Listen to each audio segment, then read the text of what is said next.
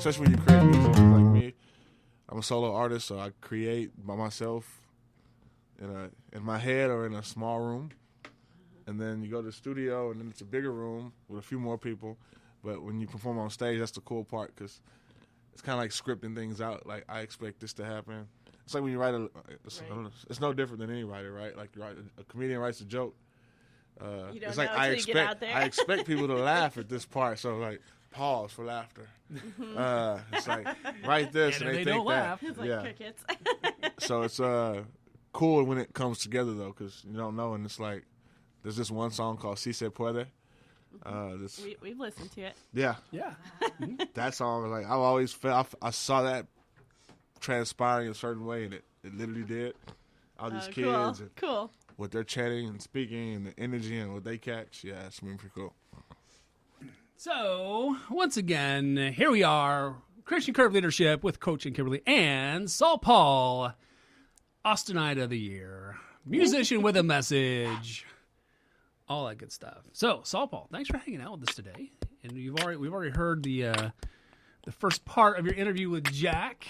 So, tell us a little bit about how did you become SaulPaul, 2X TEDx speaker, music mogul. That was cool. Like, I had a natural sound bed in there. Nice. I don't know. I love life. Yeah, man. I just appreciate life. What's the question? I was too busy beatboxing. I have decided for How the next. did you become SaulPaul? Tell us the whole story. I'm going Reggie Watts on all my interviews for the next 6 months. I've decided to entertain myself. So I'm learning all the side effects. Like, if you beatbox while people are talking, you might not hear what they said. SaulPaul. This is the first podcast where we've had that problem. I know it's shocking, but no one else has ever beatboxed while we were interviewing them. I thought that was awesome. So, I mean, I'm pretty down, I think actually. people will say, like... I wasn't listening to Ben either.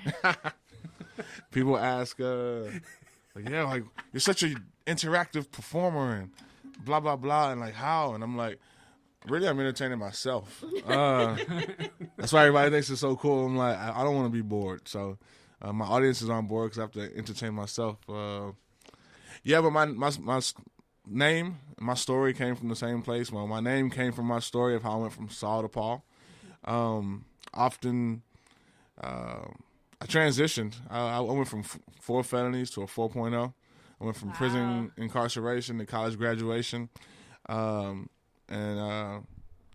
people often, I don't know, people always call me Saul. I hate that.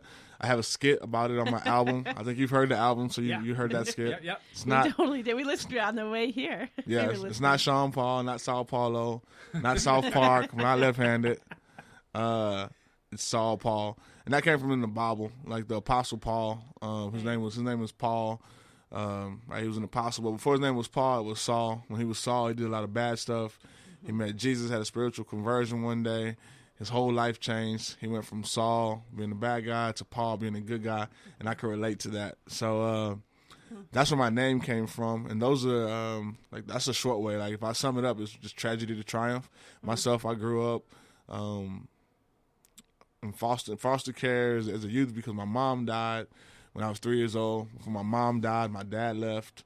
But I had an awesome grandmother that rescued me from foster care and raised me as her own. But she was old and I was young. She was slow. I was fast. She was soft-hearted and I was hard-headed. And she did the best she could, but yet I was like a little Jack, like times 10. What are you saying, SaulPaul? Gotta brace myself. No, it was just me. Like, my grandmother was awesome, but I was raw. And so she did the best she could. She did great, but I still just made bad choices. I grew up in a bad environment. Now, I make no excuses for the choices that I made, but I do see how culture and environment played a part. These are reasons why I do so much social good and community give back and community outreach, because I realized that could have made a difference if people would have spoke my language and been a voice in my life at that time. But nobody was. The people that influenced me negatively. So by the time I was 17, I got arrested by the FBI. By the time I was 20, I was convicted. So go big or go home, right? I know, you're like, Yes, skipping the small stuff. literally. People don't get that. Like that's not even a joke. That was like really the goal. Like, yeah. And I'll talk about that when I'm talking to these incarcerated youth or youth that are in trouble. Oftentimes people have and you get it, it's kind of, if you talk about leadership and talk about entrepreneurship, like a high-paid employee might not appreciate an entrepreneur that's on the come-up because they're like, they don't really understand. It's like they even condescendingly look down like, like that's not really working for you. And it's like, it's not done yet. Like I'm actually winning in my world, even though, I'm working 80 hours a week to make the pay of 40 hours. But I have freedom, I have ownership, I have unlimited potential. But from the outside, somebody else might look down on that. But it's the same. Like I noticed that like culture plays a big part for me. Go big or go home, right? Like I used to make straight A's in school sometimes, and my grandmother would be proud of me.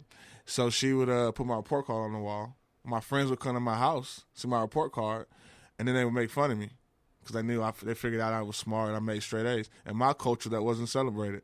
So they made fun of me. Not deep. We all get made fun of for something. When I got arrested the first time, I went to this big school in Houston, a couple thousand students. Everybody saw me get handcuffed and arrested and go to jail. When I came back to school after going to jail for 3 days, nobody made fun of me. Everybody lauded and applauded me. So from the outside, nobody gets that. They're like, oh, that's messed up. And I'm like, I don't know if that's messed up. Like, everybody just showed me love. And so in my young mind, it was like, oh, I get it. If I get love for doing bad stuff, like I'll get the most love if I become the best at being the worst.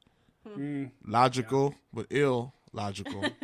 Illogic. And so, but see, I didn't have anybody to say, yeah, I mean, I see the This is a short game. the thought process right there, but and instead it was like, no, I get it. I'm gonna go big because if I can like do the most, now I'll get the most. And it was a short game. I ran into a wall. It took me. I got arrested when I was 17 the first time. It was a couple years later. By the time I was 20, I was convicted of 4 felonies and sent into the Texas State Penitentiary. And for me, that's when I realized that life is the sum total of the choices you make. I wasn't in prison because of any of my circumstances, but it was my choices, which, that leads into leadership again. That leads into entrepreneurship again. It's what's allowed me to become successful, right? 2 TED Talks, Awesome Night of the Year, all this other stuff. Because people are so, wow, you've done so much. And I'm just like, I changed my choices. And I figured, I changed my I changed my decision-making tree as well. Like, okay, I figured out what I valued, why I'm making these choices, and what my actual goal is. And then also there's some natural personality traits that are in there, like I am not averse to risk-taking. That's paid off though, right? Like as an entrepreneur, it's like when other people are like, yeah, I don't know about that, and I'm like, yeah, I see the ROI though, like the risk versus reward here. I see the return on the investment, and then when you get strategic about it, then you can leverage those risks, and it's been very cool because I got out of prison. Also, things that are very core to me have been a key part of my success. So, like, right, not being averse to risk taking, but also the fact that I was hard headed and stubborn. So when people did tell me what to do, and it was good, like I didn't listen. But after I went to prison and then I developed this vision, like, you know what? I want to go to college. I want to graduate. When I shared my vision with people, all the naysayers, the haters, would proactively unsolicited, they would share their unsolicited advice, like, you can't do that. Right. Like, you can't succeed now. Like, you have a criminal background. You have, like, the scarlet letter on your back. You don't go that route. But that same thing that got me in trouble, being hard-headed and stubborn, is the same thing that allowed me to be like, I'm not going to listen to you. I'll be hard-headed and stubborn towards your negativity. And I focused on my vision, and I was able to get out of prison on parole, get accepted to the prestigious University of Texas at Austin, ultimately graduate with a 4.0 GPA. And by this time, I had discovered, I developed a skill set of recognizing, like, set a goal, get a goal. And then I got to get back to that whole go big or go home. Because then it was like... Same strategy, just a different target. That was it.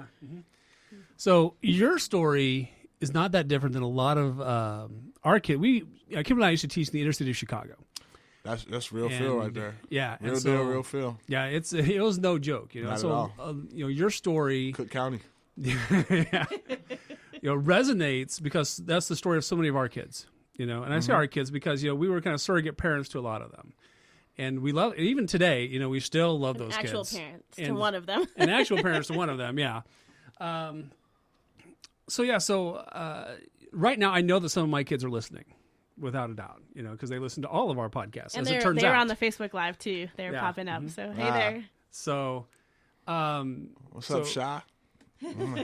So for Coach and Mrs. Coach's kids, as the kids like to call her, what would you say to them? Because some of my kids have they are 3 strikes in, and they spent some time, and they're still slanging on the corner, and some of my kids are the opposite of that. Some of my kids are excelling beyond my wildest dreams, you know, and so the potential is great. Yeah. So to both sets of kids, what would you say? Because you've been there, And so, to my kids who have come up from nothing, who are succeeding and are absolute success stories, like Frost and Slammer and Hernandez and these kids, and to some of my kids like Jeremiah, who's been around the bend and might be back again. I don't know. I haven't talked to him for a while. So, what would you say to these kids? You guys would get along though, because Jeremiah's freaking awesome. Yeah. I was going to swear, but you write kids' music, so I felt like maybe I shouldn't. The hood in me feels like y'all should stop saying names. I'm like, stop snitching. Like, I knew he would never go by that name. No. So that's why I was like, what? And I thought, Jeremiah, no one knows AKA him. J-Dog. I'll beep that out. No. Beep. Yeah, you can snitch on the good kid. Like the success stories that we're proud of, though.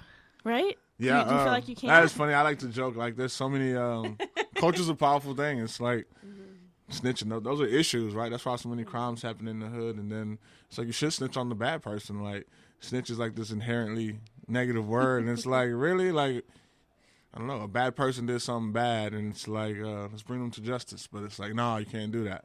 But that's some more of that ill logic. But anyway, what I would say, we could have a whole podcast about that. We could have part 2. Yeah. Well, no, I mean, just like the code in certain areas where you can't tell, you can't snitch, you can't talk to the cops, and the way that things cycle. I mean, it's true. And at the same time, I don't know. I love being me. I was chilling, but I mean, I didn't know that y'all were so candid. Because what happens is people like. So see, I like to talk about the culture. I talk about culture in general. And so, side note, people will often we could get on a road to like people like to judge cultures, right? And but that's I don't know. Some crazy stuff is happening in the quote unquote Hollywood right now because there was a culture, and all of a sudden, like I'm not even moved by all of the everything's exposed because that's kind of sad. Like, really? Because this has been going on. That's why people are bringing up stuff from 30 years ago, 20 years ago, 10 years ago. Like, the culture has existed. It's just now being exposed. But that's belief system, the way people think, what's been okay, what people don't address. It's the same difference, right? Like, because I really like to be an advocate for the culture I came from. Because people will be like, yeah, like, that's stupid. Stop snitching.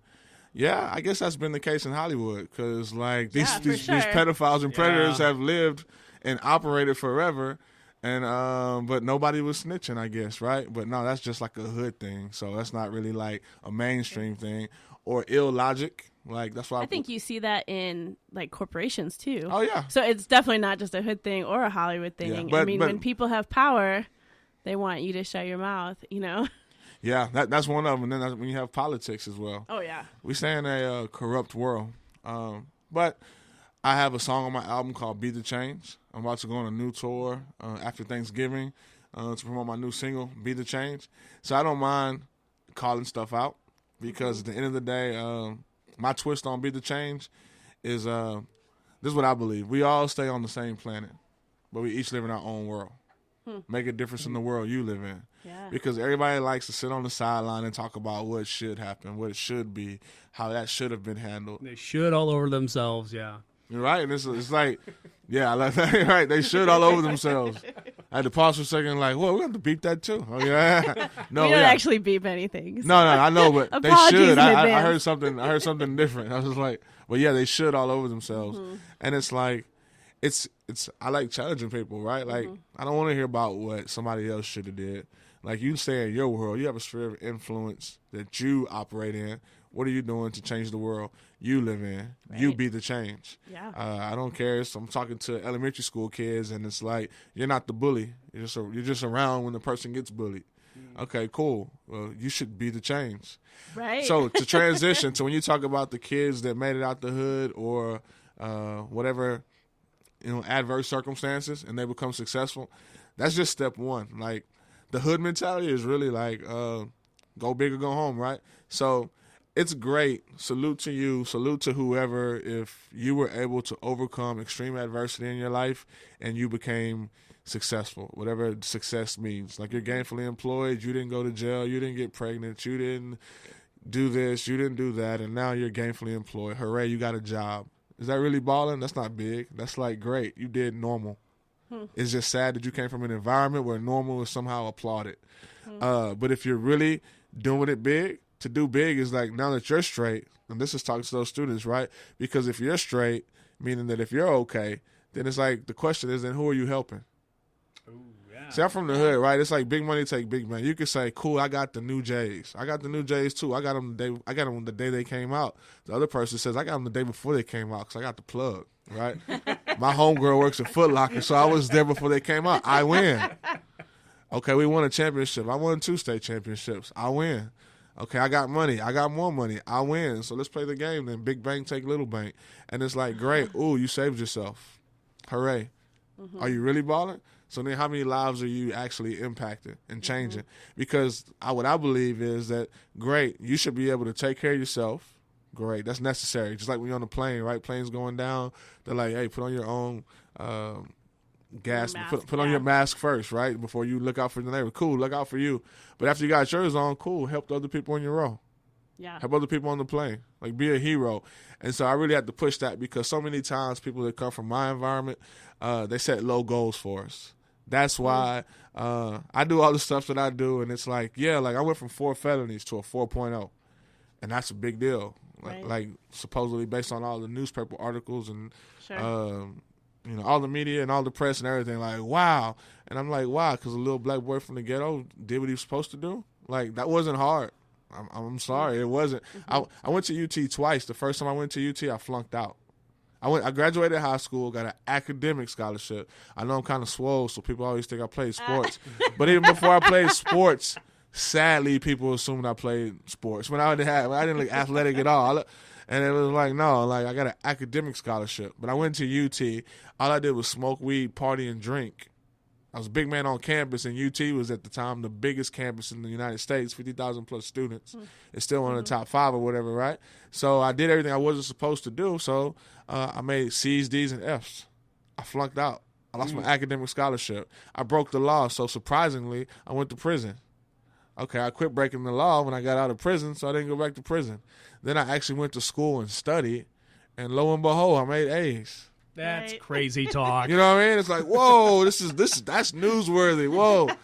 It's newsworthy because it's like I have such a low expectation for the little black boy from the ghetto.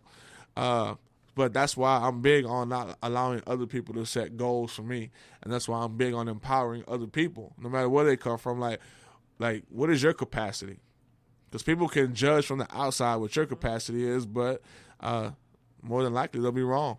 Right. And then there are systems, and so they're not even judging off of you or your individuality. They're just judging off of the system and how they perceive you. And then the sad part that really breaks my heart is when students buy into it, right? So that's what I would say to the ones that have overcame.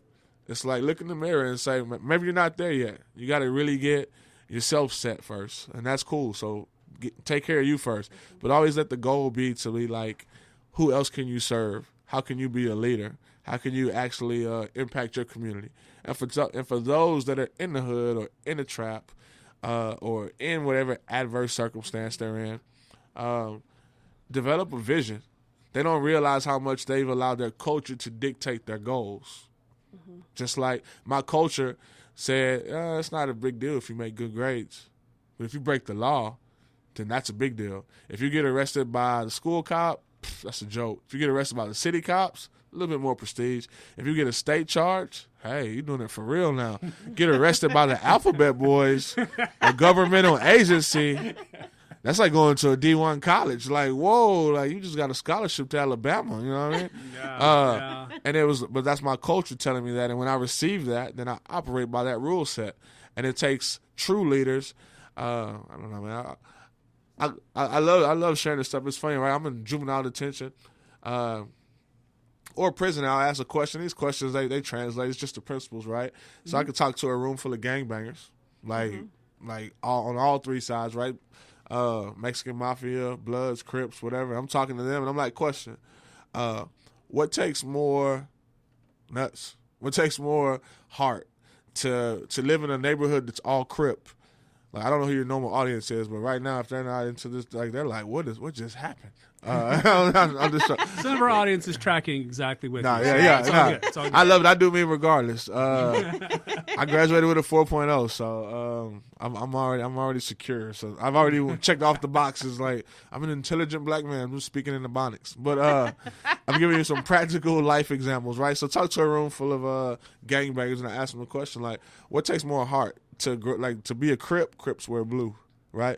To wear blue in a Crip neighborhood, or to wear red? And it's like, to wear red. Because if everybody wears blue and you wear blue, that doesn't take heart.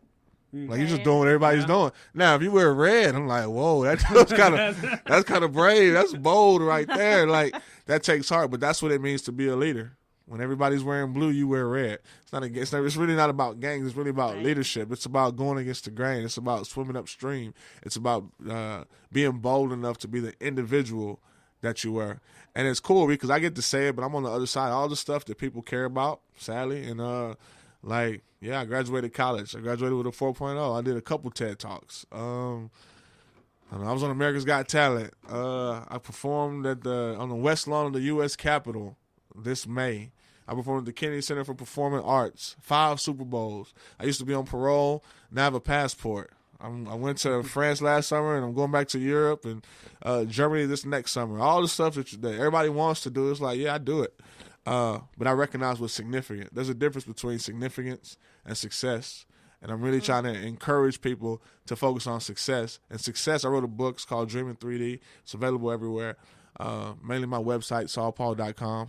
Commercial. SaulPaul.com. But anyway, there's a chapter in my book where I say, it's a shame, like, we've all heard the proverbial, like, climb the ladder of success, right? The proverbial ladder. And I'm like, my twist on that is, like, it would suck to climb the ladder to success only to find out that it's leaning against the wrong building. Oh.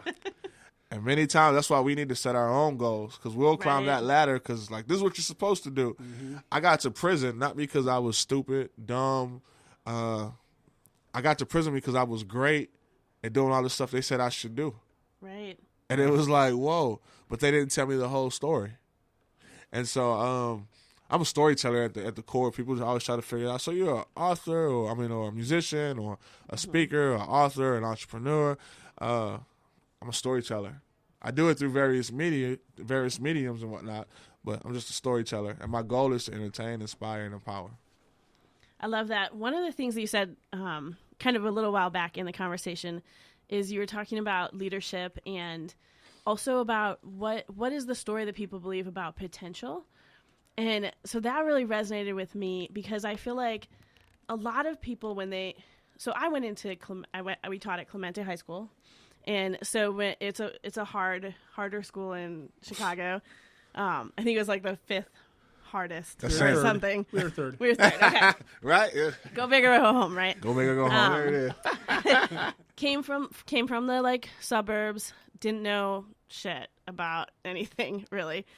And had all these big opinions about how I was going to come in and help, And so I had a lot of educating to do that thankfully I had some students really mentor me. Like my first day of school, this girl, Jeannie, like saved my ass the first day of school because she was like, no, don't do that. You don't want to do that, And I was like, why not, And so our students once like covered like 2 full whiteboards in the story of gangs in Chicago. For like 2 hours, told us the entire story. Our students were brilliant, but they were told all the time that they weren't. And so I feel like the people who, it's not that no one was leading them and that no one was investing in them. It's just that the people who are leading and investing in them, they had a very specific trajectory for their life. Yes. They had a very specific story that they were telling them and inviting them into. And so a lot of what we, like by the time we were kind of like finding our bearings, we were feeling like, you know, our mission here is just to tell a different story and say, you know, you can choose that story, but there's this story, or there's this story, or there's this story. So at least, at the very least, take all that intelligence. Yes. And choose your story instead of like well falling backwards into it. Well stated. You know, and some people, they wanted to be successful at the story that they were already in. Yeah. And man, Sally, I mean, I still have students who offer to like help me out if I'm ever in trouble. You know, like, you don't want to mess with me, SaulPaul. Hey. But I'm familiar. You know, but there we have students who said, you know, maybe I don't want this story. And so part of our job as teachers was to invest in a space, to create a space for them to explore a different story, connect them with, because there's so many resources. Teachers are some of our country's most unsung heroes. Well, yeah. I mean, there's a whole and podcast leaders, there. Yeah. Unsung leaders and heroes. Yeah. But I think what you're saying is so important for teachers in terms of instead of inviting them from something that's go big into something that's stay small. Yes. Like, I wish I heard that right when I was starting teaching, because I don't know if I was able to tell a better story from that lens, you know? Yeah, that's the deal. It's easy to stay perched and feel like, no, this is the story. And it's like, you have to put it in perspective. Like, they're thinking big and you're like, again, trying to sell them something small. And though you understand these other nuances, or like, yeah, but they don't see that. And that's a key part. I often like to share, like sometimes, you know, you tell a kid, inner city, at risk, urban, whatever it may be, right, where high school graduation isn't even a given. So then the goal becomes graduate. We just need to get you to graduate. You got to graduate. Right. And you think that's a noble goal. It sounds good, but cultural competency is key. And so you have to put that in perspective. What does that kid hear when you say that? Do they even hear, like, graduate? And what does that mean to them? Because what they might hear is work at Walmart. And it's like, why? Because my sister graduated. You know what she does? She works at Walmart. You know what I do on the weekend? I'm a babysitter. Because she graduated. I'm an uncle. I'm a niece. I'm an aunt. And I basically take care of my nephew over the weekend because she works and then she goes out. And they're like, that's my future if I graduate. Because you're not selling me a big dream. Right. Versus like, I don't want that. Well, I might as well live, you know what I'm saying, live fast and perhaps die young and get it in me because I already see what the future holds. Versus one thing that I like to do is share. You know, I grew up in Texas. I'm going on tour, like I said, in 2 weeks I go on tour, and I go to D.C. and New York and Baltimore and Philly, and I just posted on Facebook, like, yeah, I'm going on tour. So I was like, that's cool. I was like, yeah, I might see some snow, which is cool to me. It's great to be able to go and see some snow and then come back home and put shorts back on, like in December. Yeah. We're especially from Chicago, dude. Man, it's cool to us to not have snow. That's a different blog right there. Like, I used to always tell people, like, book me in December. I want to come in December. And they're like, no, bro, you don't want to come here from like November to March. I mean, it'll be cold in April or May still, but you don't want to come to those months. I'm like, yes, I do. And I came and I was like, I see what you meant. Like, but I often talk to a kid. And then it might not even be snowy. It's just freaking cold and like slushy and icy and gray. That's it, yeah. Dirty snow is one of the most unattractive things. Right? Just like black slush. Yeah. But yeah, to sell a vision, like big dream, like to care, because I feel like maybe there's some teachers listed or mentors or people that care, and they're like, man, how do I motivate? Because I'm trying to work with them. And it's like, instead you want a kid to go to college, right? Because what they're really trying to say is, hey, graduate. Then we could talk about you going to college. Right. And then we'll figure out some small, slow plan again. I talked to a kid from Texas, and I'm like, how many of y'all would like to live on the beach? Hands go up, right? I'm like, okay, so like where are some places they have beaches at? And they're like, California, Miami. I'm like, okay, so they have beaches in Miami. Do they have like colleges or universities in Miami? And then they're like, University of Miami. I'm like, who knows? Maybe that's why you should go to college, so you can live on the beach. Right? Or like, who likes snow? Like, who's getting sick? Who's sick of wearing shorts on Christmas? They raise hands. I'm like, who would like to see snow? Okay, where does it snow at? New York. Do they have like colleges or like universities in New York? I think they got one called NYU. What's that stand for? New York University. Maybe that's where you go to. Now it's like thinking different. Like, right. That's big. Maybe I'll go to Hawaii. I mean, like, you could pick a college based off of just geographic location if the motive was.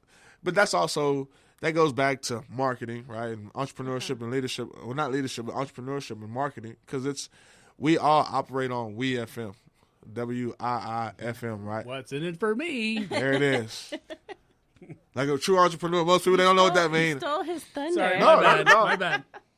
I was too busy complimenting you. People never get that. Participating. I'm in a school, and I'm asking that, and I'm like, have y'all heard of WIIFM? And they're like, no. You hang around entrepreneurs, and they're like, dude, life is WIIFM. I'm always trying to figure out how to push Everyone's the hot favorite button. radio station, WIIFM. There it is. And it's like, what if we could broadcast to students all that?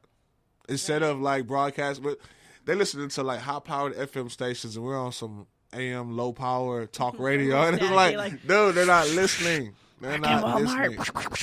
That's it. So, and it's cool to see when they have aha moments, because kids go from the worst to 180 degree. Just, I never thought about it like that. Right. And then totally invest their energies differently. So,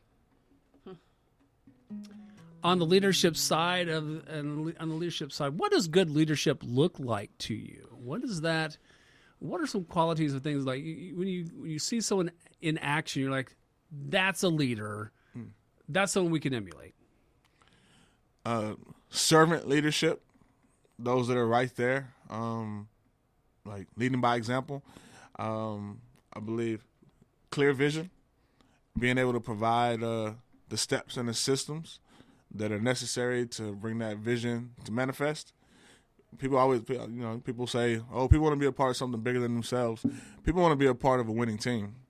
And it's like, I believe if you're a leader and you were the one that was responsible for it, and if you can create the positive results and lead others to those same results, then that's good leadership. Right on. So how are you doing that kind of leadership through your music? You were telling us a story before we started about some work you've been doing in a school.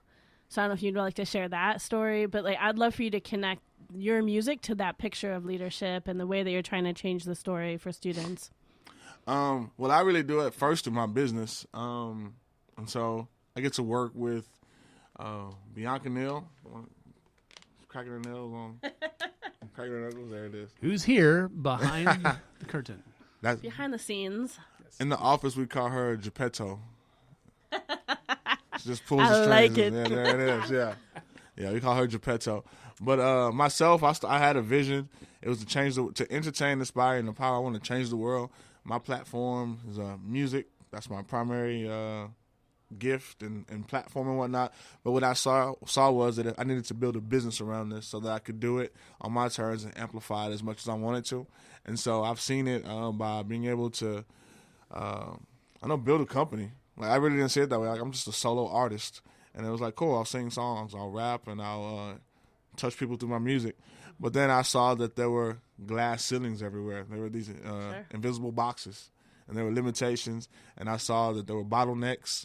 And no matter what I was doing, that if I was dependent upon systems that were set up that probably didn't have my best interest in mind, didn't have the same motive, same mission, that it was not as effective. And so I realized that as an entrepreneur, I could create my own business, and then I could take the limits off. There were no limitations. And then I started to see how to replicate myself, duplicate myself. But I do that not through the people that, like, not through on the forward facing, but like internally, as I get to recruit people that have the same passion, have the same diligence, that are teachable, that have that fervor, that want to see lives changed. And then we create things where we can impact lives. And then that leads to like this artist residency that I'm currently having at a local elementary school. Very, very cool because, you know, when I create music, I create music. I did an interview yesterday, and one of the questions was like, how do you create, like, give us some advice. Where can parents find music for children that's not lame? I was like, literally the question. Yeah. And I know, right? I was like, that's cool because the wheels of the bus can only go round and round so long. We really haven't gone there with Jack, and I feel like he's somewhat deprived, but I just can't do it. We're not. Like, what did it for me with that song? Culturally competent. They're like, no, like, we're going to give you real world. You're like, right. The wheels of the bus, yeah. Don't worry about a bus. Yeah. Ride plenty of them on the way to school. Exactly. That's all you got to know about the bus. Exactly. So it's so cool. So when I make music, I focus on music. There's, you know, and then it's cool to be able to take music that I just create for the sake of making good music and then overlay it with curriculum and things like social and emotional learning, things that fit into a school system. And so, like, what we've done, it was so cool. I was able to create. I wrote my album. I performed my album, but through this artist residency, a team of other individuals outside of me and pretty much all of them non-musical were able to deconstruct the music, highlight the points, like give those nuggets, like stuff that I'm talking about through this interview, because I rap like I talk. Right. Side note, y'all know who DMX is. Yeah. I know who DMX is. The coolest thing in the world to me before I ever did music was hearing DMX. Because, you know, he has a unique style. Like, he talks staccato. It's a certain way. You know what I'm saying. You know, it's whatever. He created this whole style. He was the first rapper to ever go platinum with 2 albums in 1 year. Great artist or whatever. And but I remember just listening to his music. And then one time I heard him do an interview. The first time I heard him do an interview, and my jaw dropped. Because he talks like he raps. Like, the same intonation and whatnot. Now back to me. I don't talk like I rap, but I rap about the same things I talk about. So when I talk about whatever we talked about in this over the last few minutes in this interview, if you listen to my music, I just say it in, you know, in musical terms. But those same nuggets are there, just like you can listen to this interview and be like, that's a good point. That's a good point. And so it's cool to see these non-musicians take my music, deconstruct it, teach the teachable moments, and then reconstruct it, and then allow the kids to be a part of it so that tomorrow, after 2 days, after having 2 full days with these students, be able to put on a concert, and all the students, 500 students from K through 5, all be a part of my concert. So cool. Who's coming to the concert? The students, the staff, and the community. Parents get to invite. I guess it was pretty cool. And then I'm the outsider. You guys are teachers, so you know what it is. Like, I go in, and I'm actually very discerning because I often pick kids. This was one kid named Bubba, and he's in a wheelchair.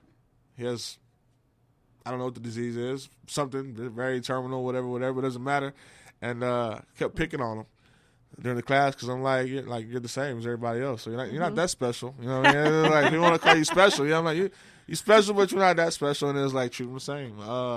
But we did a dance song, and he was like dancing in his wheelchair, like he was dabbing in his wheelchair, and he's a part of it. But yeah, just highlighting him, and so many other students. But there's this one student who could sing, and she was a standout voice, and so she has a solo.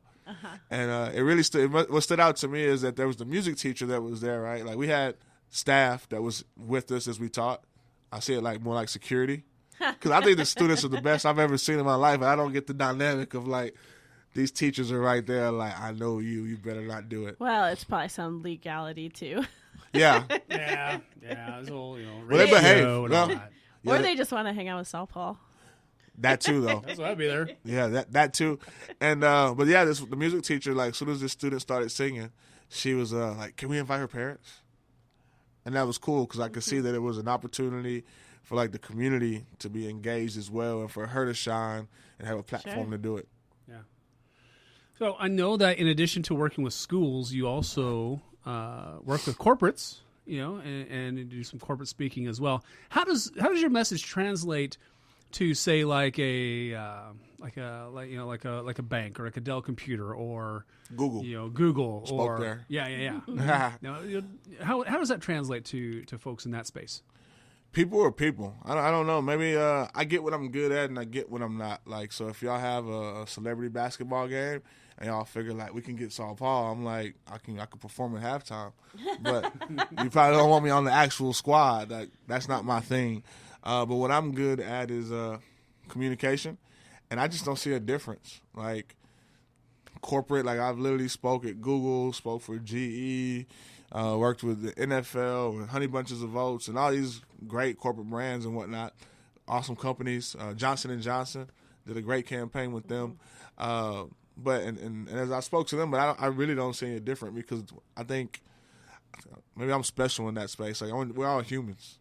Like right. I learned to play the guitar because all these white people, all my friends that are white in Austin, that are judge music differently because like you don't play an instrument. But you know what? I'm so passionate about my music. I'm like, because if I rap the same song over a tight beat, then they're like, oh, your body language, they're stiff. They're like, whoa, I don't know. I mean, I actually have a song called Do That Hula Hoop. Guess what it's about? It's about guitar and being stiff. I thought it was about doing the hula hoop. Yes. Oh, my gosh. Yes, Coach.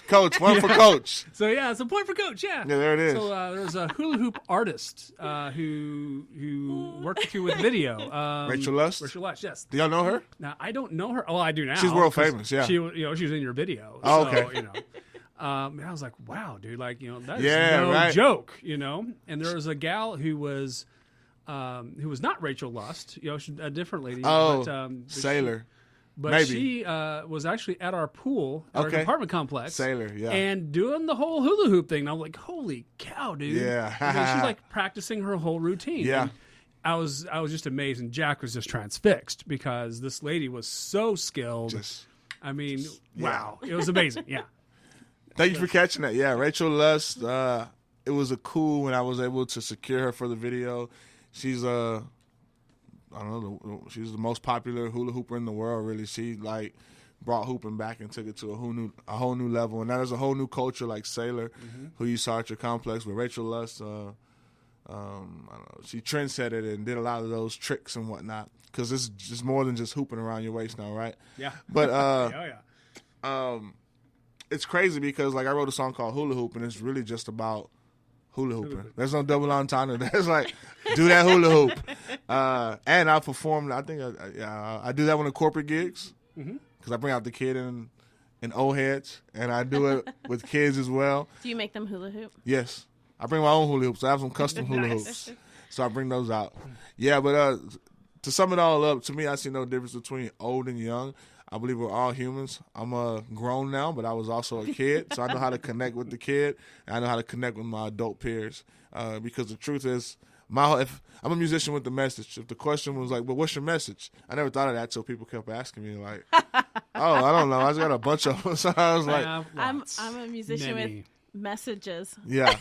So I'm like, I need one. What's the one? And so my one message is, we're all born on purpose with the purpose. And so I don't care if you're young or if you're old. You can figure it out young. You can figure it out when you're 80 or sometime in between. And so that's what I'm always speaking to. Yeah. I like that. I will say before we move on from the adults and kids and like we're all human, I think with adults you sometimes have a little bit of resistance. And when I first met you guys was at an event in San Antonio. And you guys were at the very, very end, and the event was like 3 hours past when it was supposed to end. Oh, man, right. It was and the room was like super cold. And I was those nuances make a difference. I honestly did not know I could be that cold. And I'm from Chicago. Like I'm in a room in Texas, and I was like in my bones cold, and it was like late, and so. It was an excellent event, but it was the very end of the day, and then they introduced you, and you were coming up, and I was like, oh my gosh, wow, this room is like, we are like that adult face you have when you're like, okay, but we're ready to be done. Oh yeah, And so for me, when I perform for a living, I know it well. Oh my gosh, that's the part that sucks about being the headliner. Man, the thing no matter what it is, you're going last, and it's like people are like, well, when I walk in front of a room, where everybody's staring at me like, can you just be real fast? It will take me down a peg. Ben, he doesn't give a crap. He is totally fine no matter what room he walks into. This is a true statement. I am like, I'll just go sit down now. I'm just, So you walked up there and the whole room was a little bit arms crossed. And I feel like it was a very short time between that time and when you had the whole room like laughing and singing. That's true. I sat next to you the entire day and my arms were crossed and you stood up and I'm like, because everyone was, saying. I love it. I feed off of this. It had nothing to do with you, and it had nothing to do with the event. I know. It was just that it was cold and everyone was cold and hungry, So yes and yes.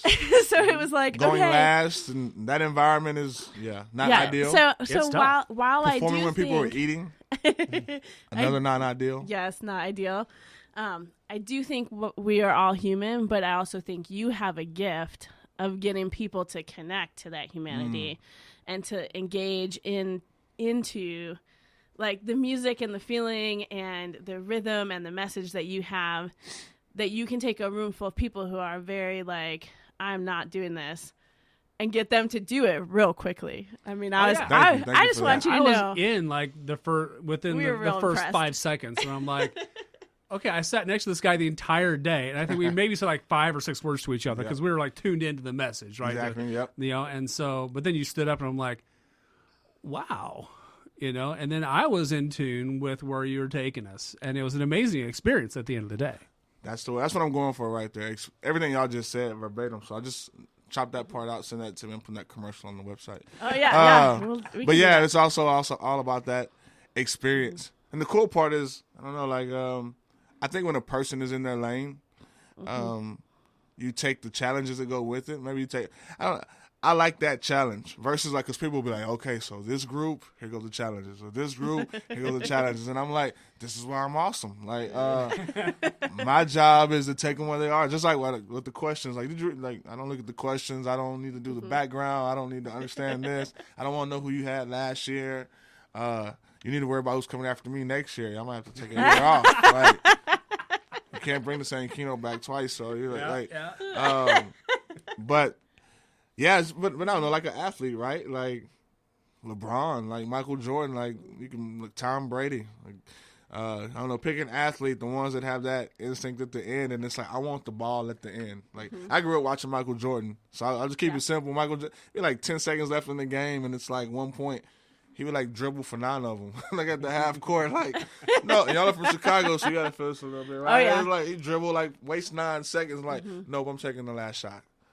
And then like it's on me whether we win or lose. It's on me. And they won all 6 championships during my childhood, so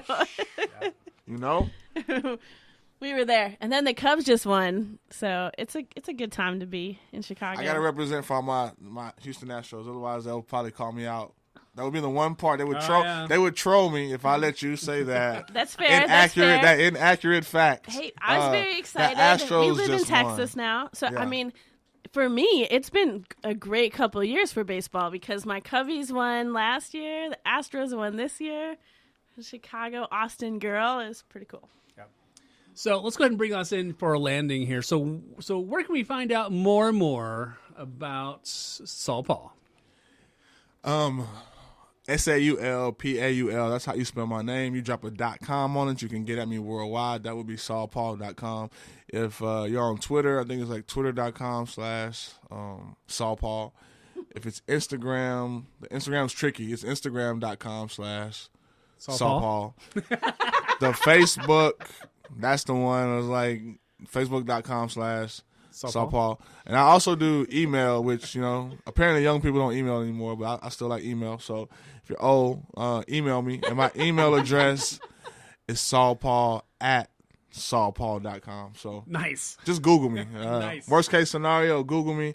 And our SEO is popping. So even if you spell my name wrong, Google says, like, did you mean SaulPaul? And you click that and you'll get where you need to be. Beautiful. Good. Well, SaulPaul. And then we're going to do some music right after this, right? Do we still have time? No, what time? It's about 8. So we're going to do a little bit, and we're going to Facebook Live that. So if you're listening to this and you haven't already seen the Facebook Live, you could pop over to our Facebook page And you can catch SaulPaul live doing some fun musical shenanigans. Yeah, I'm doing, I think for the next few months, I'm just going to do all freestyles. Yes. So we're everyone is gonna exclusive. Throw some words at you. Yeah, let's do that. Let's make it, like I say, I need to be entertained. All right, cool. So that's it for right now. And if you catch the show notes, you'll catch SaulPaul on the freestyle. SaulPaul.com. That's it. Thanks, gang. See you next time. Peace.